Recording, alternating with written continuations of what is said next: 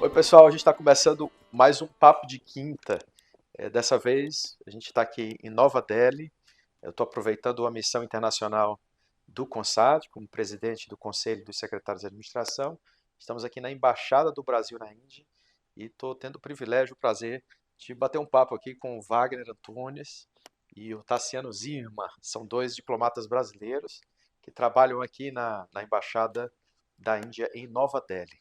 Bem, Wagner, Tassiano, a gente acabou de ter um papo aqui muito bacana, com a presença do embaixador Kendi, falando sobre as diferenças e as semelhanças de Brasil e Índia e como é que esses dois países podem se relacionar. A primeira coisa que eu vou pedir para vocês é falar um pouquinho sobre essa profissão de diplomata, né? Você vem com a missão de criar relações entre Brasil e Índia. É claro que vocês passam por vários países, mas como é que está sendo a vida aqui na Índia? Que tipo de relações é que a gente pode esperar fazer entre esses dois países? A experiência aqui na Índia está sendo muito interessante. É um momento muito especial e muito interessante para um diplomata brasileiro estar aqui. Uma das nossas tarefas principais como diplomatas é de manter e estimular o relacionamento bilateral entre o Brasil e a Índia. E uma coisa que a gente tem observado é que, ao longo da história, o Brasil e a Índia sempre mantiveram relações muito fluidas, muito construtivas no campo político, em diversos níveis. Mas era perceptível que faltava um elemento mais concreto para essas relações.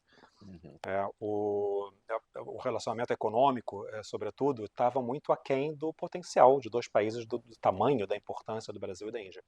E esse quadro tem se modificado muito rapidamente nos últimos anos. A gente pode conversar um pouco mais sobre isso, mas o fato é que essa nova dinâmica da relação, com um componente muito mais concreto, tem tornado extremamente interessante o trabalho diplomático aqui. Essa frequência, vocês têm falado da frequência das missões brasileiras na Índia, Isso. tem aumentado? Tem aumentado muito em um nível nunca antes visto nas nossas relações.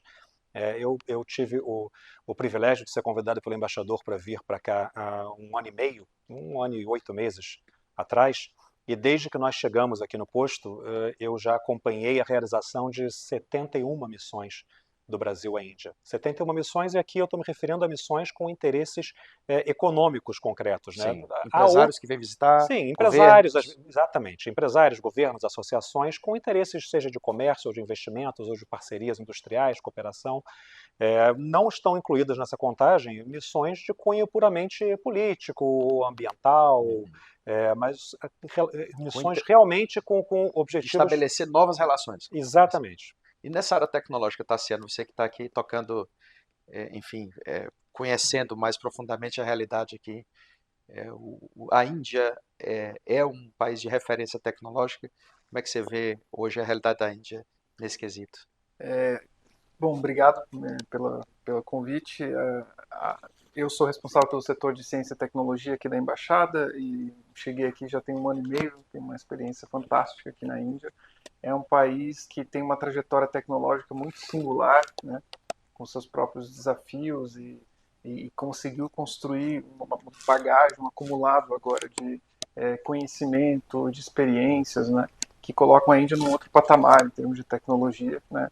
Se você estudar de como se desenvolveu no país as políticas que foram feitas, os incentivos lá atrás, a criação de institutos tecnológicos, tudo isso foi dando uma base né, que faz da Índia hoje o país número 1 do mundo em exportação de serviços de tecnologia da informação, por exemplo, né, um grande hub tecnológico para empresas estrangeiras, né, mas também um país que cada vez mais olha para si, como que a gente pode desenvolver também o nosso país, né, e não só exportar serviços, mas usar essa massa crítica que se criou aqui no país, de profissionais capacitados, de institutos de pesquisa avançada, para desenvolver a Índia, né?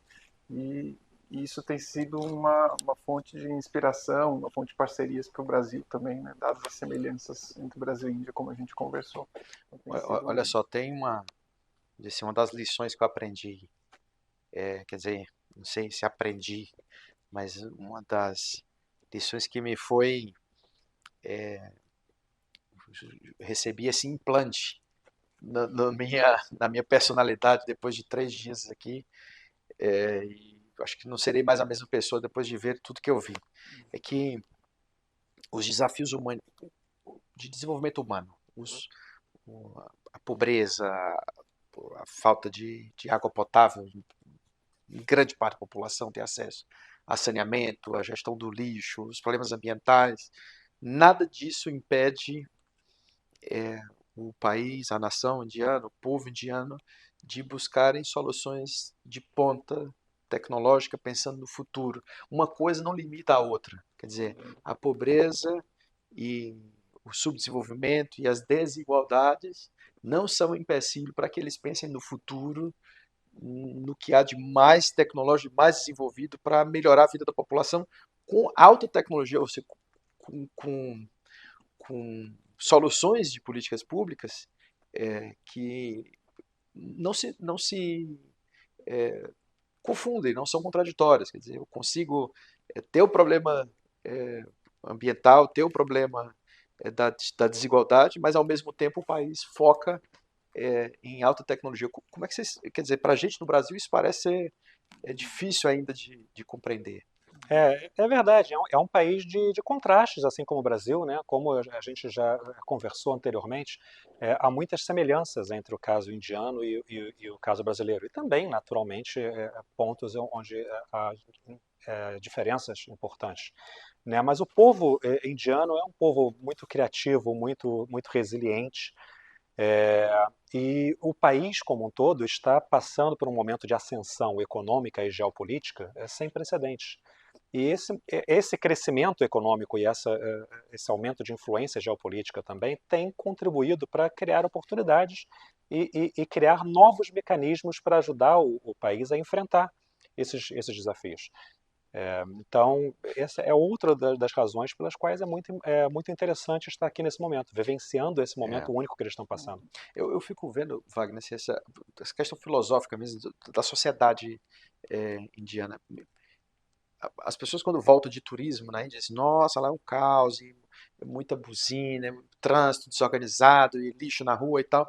Volto, eu recebi vários depoimentos desse, e eu não vi dessa forma, eu consegui ver um povo pacífico, um povo lutando, buscando viver com paz.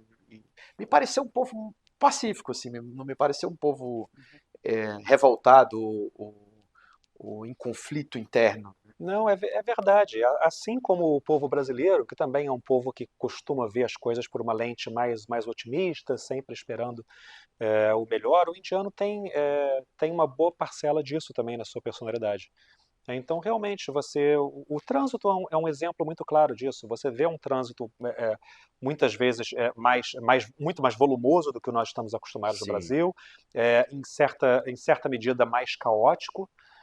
Visualmente, mas a sensação é Visualmente, de que todo mundo se compreende ali. essa é a grande questão, porque ao mesmo tempo não é um trânsito Não agressivo. é violento. Não é violento, você vê pouquíssimos acidentes na rua, você praticamente não vê Perfeitamente. brigas de Não vi trânsito. colisões, não vi.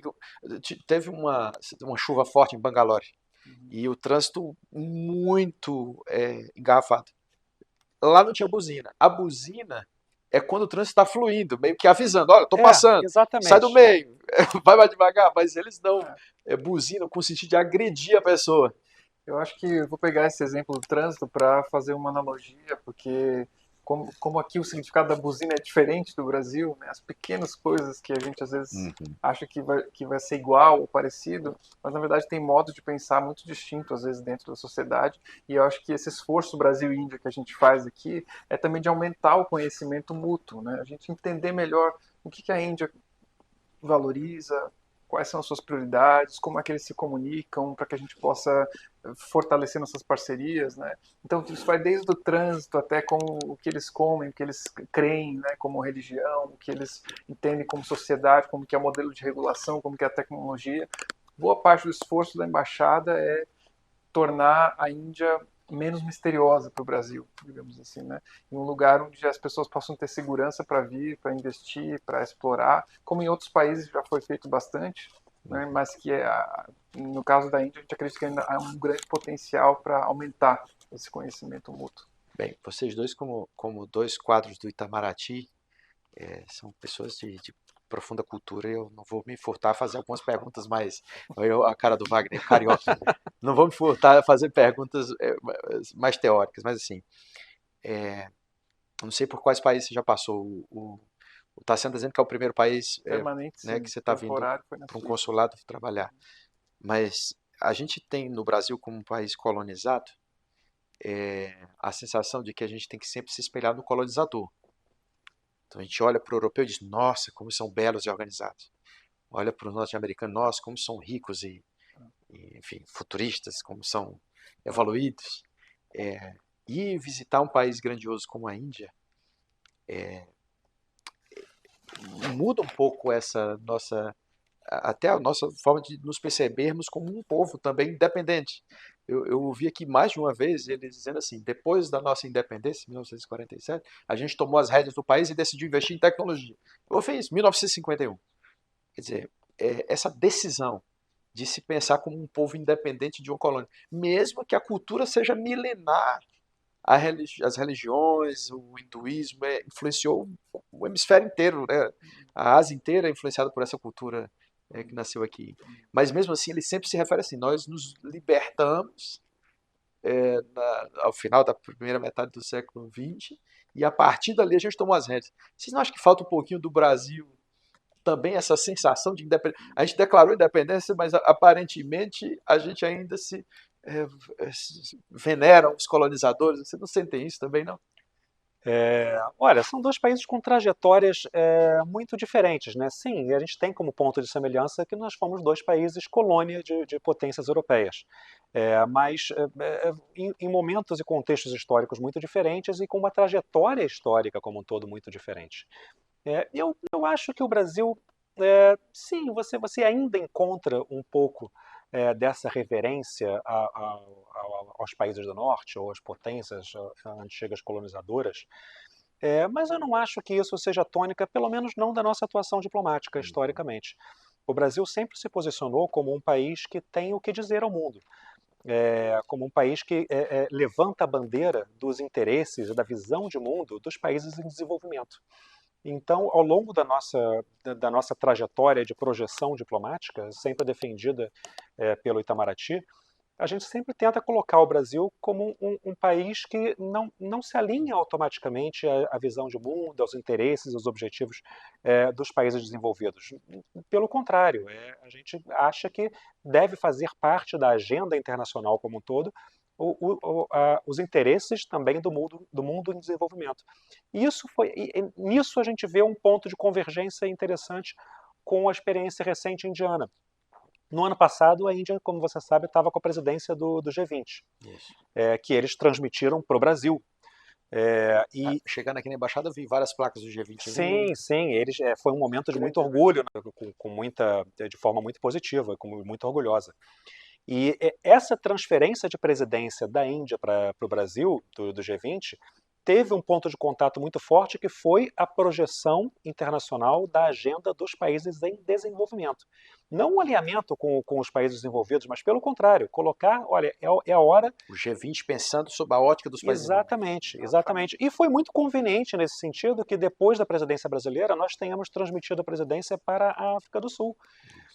Que é um novo país em desenvolvimento, também um membro do BRICS, e que também vai continuar carregando a tocha de promover os interesses não só os interesses, mas mais importante do que isso, a visão de mundo dos países em desenvolvimento.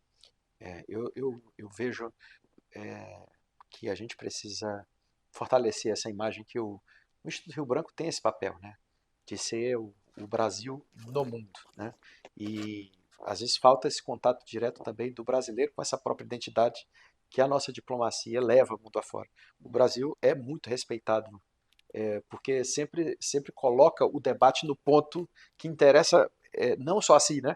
Então a gente, quando fala de responsabilidade ambiental, a gente está pensando no planeta, a gente não está pensando só em nós. Quando a gente fala no multilateralismo econômico, a gente também está pensando no planeta, nos vários povos, né? No pluralismo cultural, econômico, enfim. O Brasil sempre foi essa voz, né? E aqui na tecnologia é onde eu vejo, assim, quando a gente viaja aos países desenvolvidos, procurando referências sobre governo digital, sobre soluções de serviços públicos digitais, a gente não vê o mesmo interesse que a gente viu aqui de contribuir, de colaborar. Então a gente sentiu nos agentes de Estado aqui na Índia um interesse real de dizer, olha, a gente faz assim, o que vocês fazem lá? Como é que a gente pode colaborar? Vamos acelerar, né, vamos cooperar. E eu acho que isso, né, Tassiano, nessa área de governo digital, tem um vasto caminho a ser percorrido Com entre certeza. os dois países. Com certeza, esse sentimento que você tem é o mesmo que a gente tem aqui, de que os indianos, o governo indiano, mas também as empresas, as instituições, as universidades que a gente tem visitado, estão todos muito abertos para cooperar com o Brasil.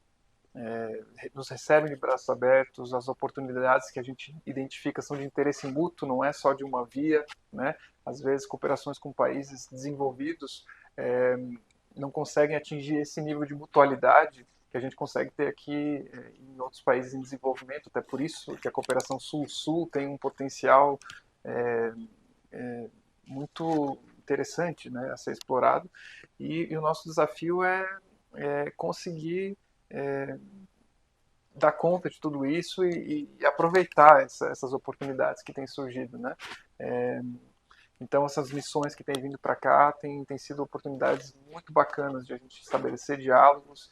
É um país que fica um pouco longe do Brasil, né? Então tem que pegar um avião, e etc. É um voo penoso. Um pouco longo, mas a gente Sabemos. acredita que todos que vêm para cá saem dizendo eu vou voltar, vou voltar, vou voltar. Interessante. Então, o momento que a Índia está vivendo não é bom só para a Índia, mas também para a cooperação bilateral. E as coisas estão acontecendo. Tecnologia é um desses pilares em que a gente quer entregar resultados concretos, que a população possa depois ver um serviço digital que foi desenvolvido em parceria com a Índia, que melhorou a vida do povo, do brasileiro, de alguma Olha, eu vou forma. dar um exemplo aqui de colaboração. O Piauí, não sei se já conhecem lá pessoalmente, mas nós somos um estado de 3 milhões de habitantes. Vamos falar de números para. Acho que é legal os números da Índia, mas assim, somos 3 milhões de habitantes. E um dos grandes desafios é a universalização do serviço de saúde. Basicamente o cidadão, qualquer um, da hora que nasce à hora que morre, tem a possibilidade de consultar um médico. Como é que universaliza? A gente tem um SUS, a gente sabe da singularidade do SUS no mundo, mas a gente enfrentou esse desafio. E recentemente a gente chegou a uma solução que, enfim, estamos levando para o mundo e deixo aqui já uma colaboração para você falar aqui na Índia, porque eu acho que funcionaria muito bem aqui. Nosso governador já esteve em Mumbai, esteve no consulado de Mumbai, deixou esse contato já feito, mas é o seguinte, hoje 100% dos piauienses acessam consulta com médico no celular, Uau. por SUS, gratuito, 100%. Estamos falando de 3 milhões de pessoas, mas claro, para a gente era um baita de um desafio, era uma coisa inimaginável. Então, de qualquer lugar, com celular, qualquer cidadão só com CPF, acessa e aparece um médico rapidamente, faz a consulta, ele receita, ele envia a receita, que parece com as soluções daqui, são soluções disruptivas, assim, você quebra todas as barreiras econômicas e sociais, né? Por outro lado, a Índia faz algo que a gente não tem lá, que é a integração das políticas públicas. Então, por exemplo, eu ainda não sei quando um estudante deu febre numa escola pública. Eu ainda não consigo interligar o SUS, se ele está com sarampo, se ele está com uma doença infecciosa, eu não consigo conectar as políticas. E talvez isso seja algo que a Índia tenha muito a nos ensinar. Com certeza. Bem, agradecer aqui Wagner e Tassiano aqui, por ter topado, gente. A gente está aqui na sala do embaixador e eu sei do tempo, com a agenda de vocês do trabalho diplomático. Fico muito feliz e deixar aqui a nossa gratidão como Brasil, como Piauí, por vocês terem topado bater esse papo com a nossa população. Prazer. Mandar um abraço pro meu sogro, que é do Piauí. É nada. Quero deixar aqui, aproveitar a oportunidade. Você ouviu falar da Serra da Capivara já? Não. Ainda não sei, vou falar o parque arqueológico, sim. que tem 1.200 pinturas rupestres, é um dos Olha. maiores parques arqueológicos É um estado e maravilhoso. tem um aeroporto lá na cidade, um hotel internacional. Vale a pena conhecer a história das Américas sob a perspectiva de Piauí. Como é o nome do teu sogro? Evandro. Evandro. E Corrente. de Corrente, lá no sul, assim, na região sul, lá, Exatamente. o Parque Serra da Capivara. E o Wagner Carioca, a gente vai estar no Rio dia 12, Sim, com o sim. Consad. Não, muito bom. Muito obrigado pelo convite. Foi um prazer. É sempre bom estar recebendo as delegações brasileiras aqui na Embaixada e tendo em vista tudo que a gente está negociando nessa área importantíssima de tecnologia da informação. Acho que vamos nos ver novamente outras vezes ainda. Então, Maravilha. fica aberto aqui o No convite para quando Brasil, estiverem. no Brasil, na Índia, em qualquer lugar do mundo. Claro, Exatamente. Mas vai deixar aqui, gente, marcado que é o meu convite para eles irem no Piauí. pode Em deixar. janeiro, fevereiro de 2026, a gente vai fazer o encontro do Consad lá no Piauí, no litoral.